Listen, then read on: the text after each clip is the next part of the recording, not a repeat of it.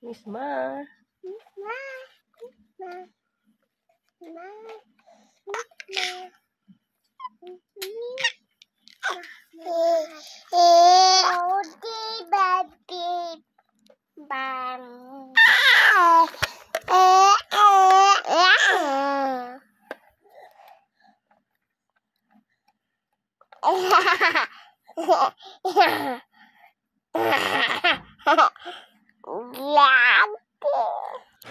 Hello mga mi!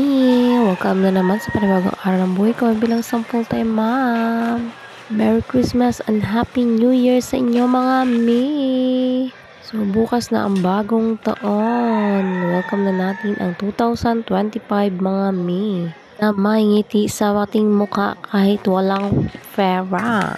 So for today's video mga mi ay samahan niyo muna ako magluto ng request ng aking kamahalan.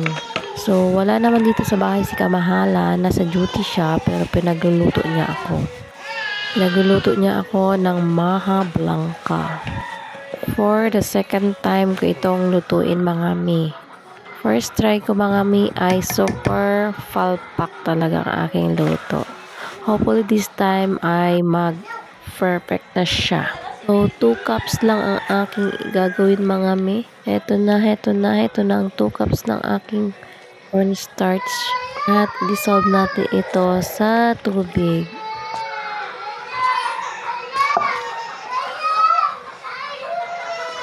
Nasa laodong karto ang dalawang bata mga mi, kaya ay free akong gumawa nito at doon yung kanilang kapatid na nagbabantay. So, dissolve lang natin to mga mi.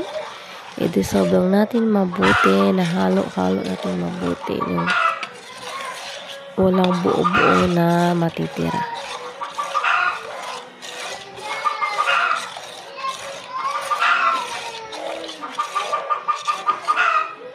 And then, set aside na muna natin ito mga mi.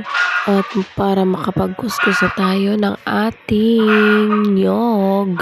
Fresh gata ang ating gamitin sa ating maha blanca. So, ako talaga ang magkukuskus mga mi. Alam ko naman kung paano magkuskus ng nyog mga mi dahil ginagawa ko naman to dati no ako'y dalaga pa, at siyempre sa aming bahay noon ay madalas ulam namin ay may gata lagi doon sa bahay ng aking parents. So marami naman kaming nyog na dinala ng father ni Day dito sa bahay, kaya fresh gata ang aking gagamitin para sa aking maha blanca. At 2 buo yung aking gagamitin, so bali 4 siya kung pinaghati.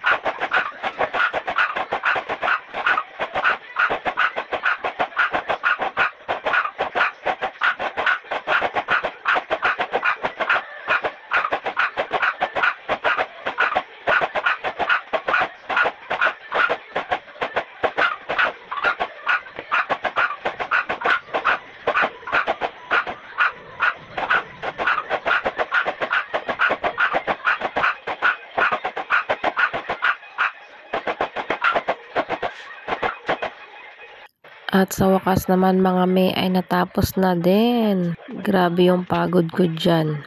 So, umpisa na natin magpiga-piga mga mi. So, 6 na tasa ng tubig ang aking ilalagay. So, ang utos ni kamahalan ay 8 na tasa ng tubig. So, aking gagawin ko lang ay 6. Kasi sobrang dami na pag 8. At parang medyo malaki ang aking tasa, kaya ayun.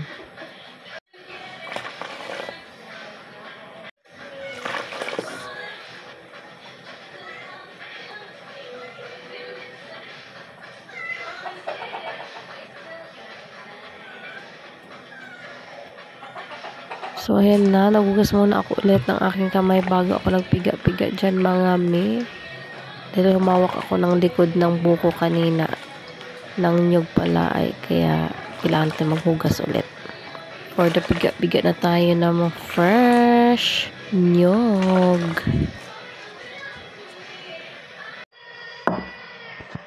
Ayan, ayan ang aking namapiga mga mi. So, dito ay ilalagay na natin ang ating corn. So, halo na agad natin dito sa ating fresh gata. At isunod na rin ang ating evaporated milk. So, not sponsored ang ating evaporated milk. So, isang kanyan aking lalagay. And condensed milk, isang can din. Ubusin ko na to mga mi. Dahil medyo madami yung aking sabaw ng aking fresh gata.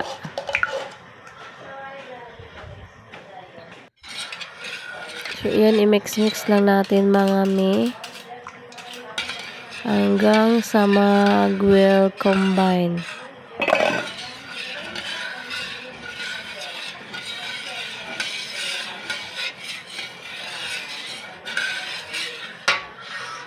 After nyan ay isa lang na natin sa ating kalan syempre. Ayan. Never mind yung mga nakatambak dyan mga may dahil ang daming hugasin.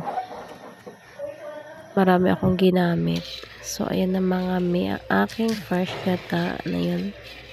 And corn lang din ang aking nilagay mga may na panglawak sa aking mahablangka. Nakalimutan kong bumili ng peanut. I mean, may peanut dito kaso hindi pa siya naluto.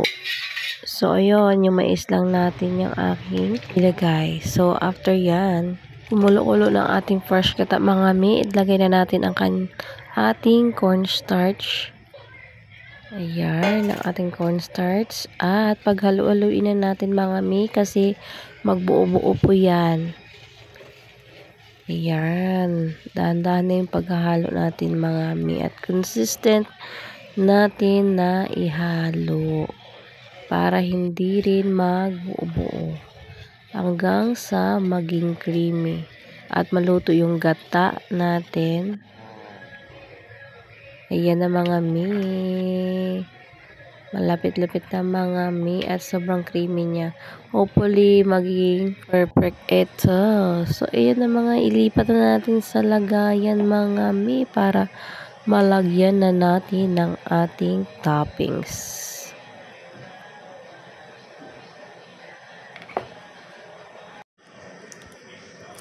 Pero na mga mi, lagyan na natin yung cheese ang taas. Ayan, damihan natin mga mi dahil tayo ay kakain yan. Diba? For the cheese tayo. So, ayan na mga mi. Isang malaki ang aking nagawa. Tapos, meron isa dito. At meron din dito sa lagay ng ice cream kasi sobra. Ayan, medyo perfect siya ng kaunti mga mi. Hindi siya watery, sakto-sakto lang. Creamy siya kaya mga mi. So, yummy nito. Hindi siya masyado matamis mga mi. Isang lata lang naman na condensed milk yung aking nilagay. So, ayan mga mi. That's it for today. Thank you for watching. God bless. Happy New Year!